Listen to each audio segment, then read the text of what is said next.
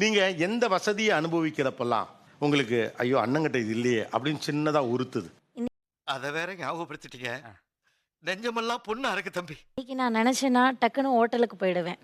அண்ணன் ஒரு நிமிஷம் யோசிப்பான், இன்னைக்கு 100 ரூபாய் நம்ம போய் செலவு பண்ணணுமா? நான் நினைச்சா பண்ணலாம், ஆனா பண்ண மாட்டேன். அதுக்கு வீட்லயே சாதம் வச்சு மோர் சாதம் சாப்பிட்டுக்கலாமே.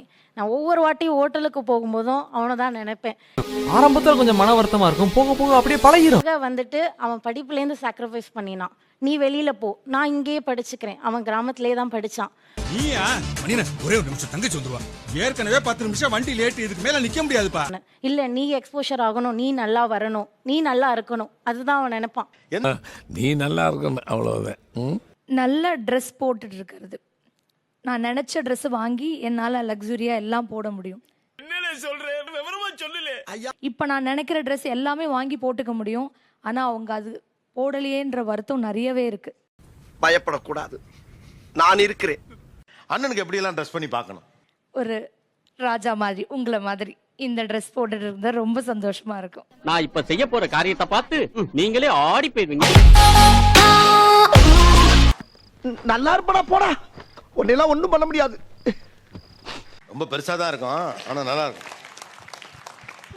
ரொம்ப ரொம்ப ரொம்ப சந்தோஷமா இருக்கு. நல்லா இருக்கு. ஓகே.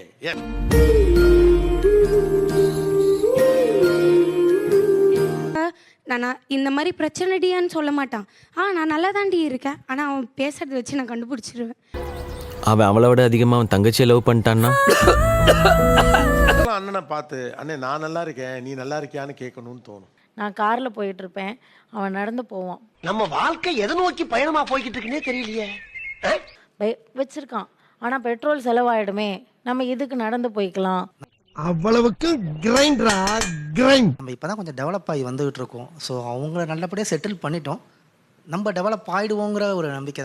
நம்பிக்கை தான் வாழ்க்கை, வாழ்க்கை தான் நம்பிக்கை. இப்போ நீங்க இப்பயே ஒரு லிஸ்ட் கொடுத்துருங்க, எனக்கு இந்த செய்முறை எல்லாம் நீ செய்ய வேண்டாம், உன்னை பாத்துக்க. சார் எனக்கு எதுவுமே செய்ய வேண்டாம் சார். அம்புட் நல்லவனடா நீ. எல்லாத்துக்கும் நீ வந்து நின்னா போதும் அண்ணா அப்படின்னு, எனக்கு நீ வந்து நின்னாலே போதும். தங்கச்சி அவனுக்கு என்ன ஃபீலிங்னா சார், என்ன ஃபீலிங்? அவங்க பொண்ணுக்கு வந்து செய்யறது ஒரு இம்பார்ட்டன்ட்டோ அந்த மாதிரி அவன் என்ன நினைக்கிறான்.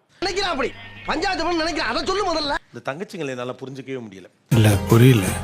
ஒண்ணு ரைட் ராயலா எதுவும் செய்யாதன்னு சொல்லுங்க, அவன் பொண்ணுக்கு செய்யற மாதிரி அவன் செய்யணும்னு நினைக்கிறான் சார். அப்படி சென்டிமெண்டா பேசி பேசி என் வேலைக்கு வெடி வச்சு இன்னைக்கு தரைக்கு ஆயில் போட்டு துடைக்க விட்டானே தரல பயவுள்ள.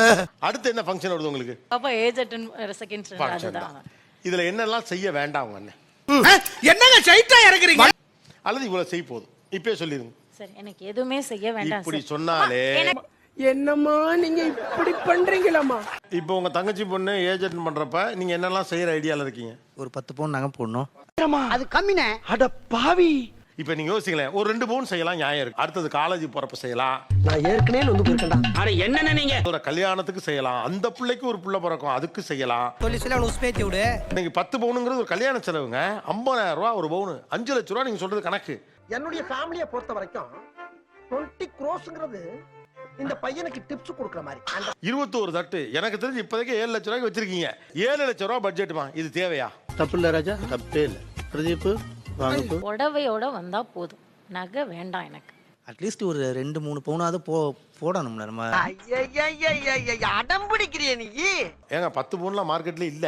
தங்கச்சி எல்லாம் அந்த அண்ணெல்லாம் பாரு 10 பவுன் மினிமம் போடுறாரு, கிளப்பி விட்டீங்கன்னா அண்ணங்கெல்லாம் செத்தாங்க. சாவு சாவும்ல. அப்ப பொண்ணு வயசுக்கு வந்தா 10 பவுன் போடணும் போல் இருக்குன்னு எல்லா தங்கச்சியும் நினைச்சிருச்சுன்னு வச்சுக்கோங்க.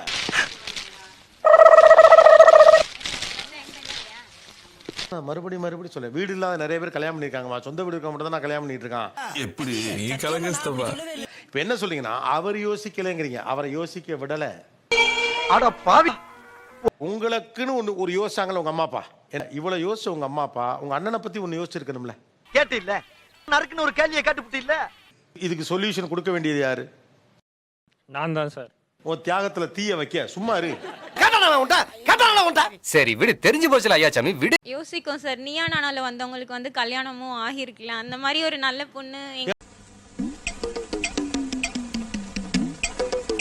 ஆமா இங்கே நீ பொண்ணு பார்க்க தான் வந்தியாமா? அது எப்படிங்க என் வாயால சொல்லுவேன்? நிகழ்ச்சி மூலமா வந்தவங்க நிகழ்ச்சி மூலமா? ஓ நீ அப்படி வரியா? நன்றி, வணக்கம்.